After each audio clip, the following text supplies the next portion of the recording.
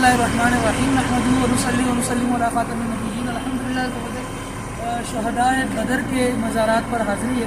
اللہ رب العالمین بدر والوں کے صدقے میں مسلمانوں کے قدم جمائے، انہیں غیرت اسلام حمیت اسلام نصیب فرمائے، شجاعت کا مظہر بنائے۔ بدر والوں کے صدقے میں مسلمانوں کے حالات بہتر ہو جائیں۔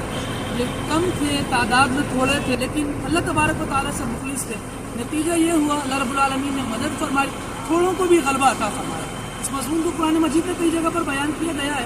اللہ رب العالمین ہمیں اپنے دین کی اہمیت کو سمجھنے کی توفیق عطا فرمائے، اس پر عمل کرتے ہوئے زندگی گزارنے کی توفیق عطا فرمائے۔ اور جس طرح بدر والوں نے رسول اللہ صلی اللہ علیہ وسلم سے وفا کی ہے، حضور سے ٹوٹ کر محبت کی ہے، ٹوٹ کر حضور کو چاہا ہے، مالک کریم ہمیں بھی اپنی وفائیں نبی کریم صلی اللہ تعالیٰ علیہ وسلم پر نشاور کرنے کی توفیق عطا فرمائے۔ آمین بجاہ نبی